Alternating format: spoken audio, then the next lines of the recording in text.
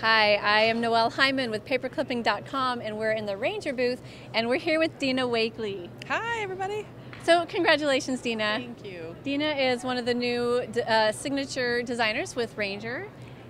I'm so excited because my first ink pad I ever bought was an Adirondack ink pad. So I've loved Ranger for years, so It's I'm so a perfect honored. fit. Yeah, oh, it's that super is fun. Great. You've got a whole new line that you've designed with them of mixed media products and paint products and things. So let's take a look at what it is, and then we'll let you do a demo. Awesome. So I have a line of paint, and I always say paint's personal. So I've done the paint I love. So this is the paint that I would choose. It's a heavy body paint with great spreadability. It dries to a satin finish. It's just fun. All my favorite colors. My color story, not a shock, right? We'll add more colors in future years, Okay. but got some great colors going on there. And then I've got brushes. Oh, and one more thing, the paint will be in tubes. Okay. So we're still doing mock-ups and still When will those be available? March, Okay. shipping in March. All right. Yeah, brushes as well. And the brushes are long-handled, so you can sit and work or stand at an easel and work, depending on your working method. So great brushes there. I'll tell you more about them when I demo. Also have lines of mediums. We've got a gel medium. It's a soft gel. Dries to a matte finish. So great collage adhesive and paint additive there. And then black gesso and white gesso. I mean, you know, I love gesso. Yes. Oh, I know. I'm married to gesso. So I had to have gesso in my line. It's so important. And then I have a line of stencils here in the middle, okay? And then these are masks and stencils because sometimes you want the positive and the negative portion of the product. Right. And I use both of them so much, so I wanted a few basics as well. I'm so happy about that because I like that too. Yeah, and when you know they come, what we've done is we've left them on the backing, and then you need to take your scissors and snip out the little chads, Okay. and so that you can remove the mask. Don't try to do it with your hands because you could possibly rip it. So Ooh, all right. just pop them out with your scissors and it'll be fine. And then traditional stencil designs, and then red rubber on cling, my rubber stamps. Okay, red rubber stamps that they can mount on a Mount on your acrylic. I mean, if you want to mount them on wood, how cool. But yeah, store them on the back, the plastic sheet. Just great little birds. I'm pointing out my very favorites. Yeah. The moon faces is just awesome. Lots of great stuff. Background texture. I did a little mini version of the big ones, and I didn't want, I still love dream, create, and all those traditional words, but I did kind of funky words, fierce, valiant, striking, irresistible. So I wanted kind of fun words that are just a little different. Yeah. Well, in the dance world, we use fierce all the time. Oh, do you? That's awesome. awesome. Fierce is a word. Yeah. Yeah. All right. So let's actually see this all in action. We'll come around here, and I wanted Dina to demo a specific technique that she's got up on the board that I thought was really cool. So we're going to take a look at this. All right. So I always start with a gesso surface because this technique requires gesso. It's gesso dependent, I like to say. So this is pre-gessoed. I let it dry. I don't ever put gesso on with a brush because then you have to wash said brush. And I have issues with cleaning things. So this is in my line, these palette knives. They're awesome because they're inexpensive. They retail for $1. So you can buy 10 of them. And then this is how I clean a palette knife. I go like this. Honest to goodness, dead serious. So my gesso goes on with a palette knife always. And then super thin, then your gesso lasts longer too. So you can just get a little bit and scrape it. See how thin it is? It's really thin and good. Well, now, what would the difference be if somebody did not use the gesso on one of these books? My techniques, because they have so much acrylic, I need gesso. It's the I call it underwear. Gesso is underwear for your art. You can get by without it, but something's not right. Okay. Diane, her techniques do not need gesso at all. In fact, if you did her lovely background technique on this, it would pastel it. It mutes it. Okay. So, but I don't start with ink. I start with paint. My ink is kind of in an intermediate layer. After so I need paint as my starting, so I need gesso. It needs underwear. Okay. It's primer basically. It's primer for your, and it protects your page. You use less paint if your gesso's there, and so it makes your paint go further.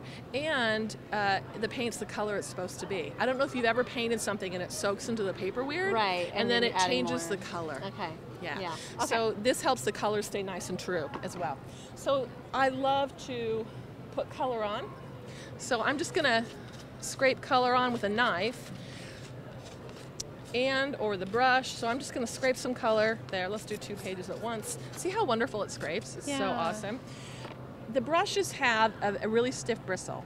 I did this for a couple of reasons. Number one, I like the feel. I like to have a spring. I want it to spring back at me when I work. So that combined with the body of the paint helps me get really cool brush strokes in my work. The other reason why I wanted this spring is that it's easier to stencil. So back in the 80s when we were all stenciling ivy on our bathrooms, you're probably too young, but I remember. Okay, so I don't think I'm any older than you. I mean, younger than you. You probably are, but you know, it just anyway. You use those really stiff brushes for the stenciling, and that helps seepage be controlled, right? So with this nice bristle, what happens is that it's going to help me control the paint through the stencil. So if I'm coming through and I'm painting, I'm going to be able to control that paint and get a really crisp stencil with my acrylic paint and not end up with too much seepage underneath. It's like a stencil brush and a paintbrush all in one. Exactly. Cool. Yeah. And I just, when I buy brushes for myself at the store, I would always choose the ones that have a stiffer bristle. I mean, you learn what you like, and this is what I like. So, you know, I'll start with a little bit of acrylic there, and then what I will do is paint another color over it. So let's see what we got here. How about purple? Sure. So I'm really technical about this. Oh, that's gorgeous. So I know, don't you love that blackberry color? Oh, to die for. Okay, and then what you do is you take a baby wipe, and then you can grab a stencil. Let me see, let's choose this one. Actually, let's choose this big heart. Oh no, let's choose your favorite. Oh yeah, sorry. Moon face. Yeah, moon face. And then I'm gonna get a little moisture out of my white by, I usually just blot it in my apron like this.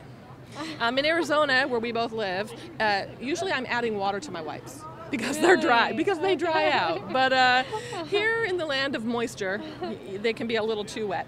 You're going to lay your stencil down, and then you're going to remove. So you have to do this before your paint is dry. You're going to rub, and this is called reduction stenciling. So what you're doing is you're removing that layer you just put on, and the layer that's underneath is visible. And this is how I get a lot of my background texture in my work, is with this reduction stenciling. Yeah, so this isn't like the main focal point or the main feature. No, not at all. This is background layers for sure, okay? And then you pull it up, and voila, you've got cool texture to keep working with.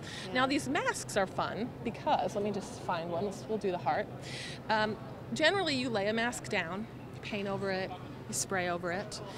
What I'm obsessed with lately is doing this same technique, but instead of rubbing through a stencil, I rub over a mask. So let's do, have I used all those colors? Let's do this pink. I'm going to rub this down, give it a good scrape. I could put it on with a brush as well, it doesn't matter. And then, oh see, let me clean my palette knife. You're going to get nice and dirty today. Perfect. Okay, so then I'm going to lay my mask down. Okay. And then I'm going to rub. Oh, yeah. And I rub gently. I mean, I don't want to remove everything because I want those layers to start to build up and look interesting. And then I take that away. Oh, now and it's how shiny. cool is that? Yeah. Yeah. And then I can put another little color of paint. Let's just do white. Another little bit of paint there. And then do it again. And then you start really building up an interesting play of images over and under the great, you know, of those middle layers. I call it foundation, middle, and top layers when I make my work. So the foundation layer would be that stuff I put on at the very beginning. I would call what we're doing now, and the middle layers, yeah. And then for me, top layers are focal point journaling, stuff like that. Yeah. But see how you can get an interesting look there. Yeah, get some repetition. Yeah. And then if you wanted an even stronger positive of the heart, you take the stencil, and I love that one of my colors in my line I am absolutely obsessed with. It's called Night. And what's great about Night is that it is a dark navy. And if I can find it. And do you see it, Noelle? I know there's nothing else back there. Okay, we will just pretend. Oh, is this it? Oh my gosh, yes. I even already had it out. I love it that much. So what's great about Night is that it's a navy. And navy is just a little less harsh than black. Okay. So if you want to add a strong element but not have it take over everything. If you put something in black, it's going to take over. Black automatically becomes your focal point. Whereas this, I can kind of still make it background or middle layers if I want, right? But for you, this is your black. Like, it's not black, but this is my dark neutral. So I always say, add a dark neutral. This is what I'm talking about. I'm talking about night, this color. Okay. So I can come through and again with a dry brush. You don't want water on this brush when you're stenciling. It'll be harder. But a dry brush, that stiff bristle makes all the difference. I'm brushing it on really lightly, and I can add my hearts, and they're just not. They're strong, but they're not going to overpower what I have happening. Well, yeah, that's nice. Isn't that cool? And so I can play with images done subtly. You know, I can play with positives and negatives. You're still getting that contrast without it being overbearing. Yeah. Did we talk about your paints and the consistency? Yeah, the paints are a heavy body. They're going to come in a tube. Let me show you what the tube is going to look like. I just have these jars for the show purposes because I'm going to go through copious quantities. This is a mock-up. It's a prototype. They'll come in a tube kind of like this. Well, just like this. And you will be able to squeeze it out onto your craft sheet, squeeze it right onto your page, and store them well. All right. Store them. So nice. Really fun to use. My color story, if you have color requests, let me know. Oh. And I will add colors to the line as the months go on. But I love these. I love what you've got going right here. But yeah, so I'm sure. I mean, like that page, I could consider that my background. I can stamp an image. I could cut it out. I could layer a stamped image on there, and that's my page. Add my journaling, and I'm done. Do you have a completed journaling page that we can show, or are these all kind of in the middle? I have a lot on the wall over here. We'll finish by looking really quick at the wall then, and just get an idea of what you typically do. Oh yeah, these are great. Yeah, so that technique I just showed you, see these birds coming through here? There's a lighter blue bird here and a darker one here. Was that technique with the hearts that I just showed you. Yeah. And then it comes into her eye. And you get a really subtle layering that really is fun. This as well. I've been slightly obsessed with that bird. This is that wonderful night color that I told you about. This is my paint with a little water in it. It really turns watercolory and wonderful when you thin it down a little bit. So stamped images cut and layered on. You can draw right over it, and it's just good fun. How fun. All right, thank you so much, Dina. Congratulations. Thank you. And this is all Dina, is it called the Dina Wakley line? Dina Wakley Media line. Dina Wakley Media line with Ranger. And I'm Noelle Hyman from paperclipping.com.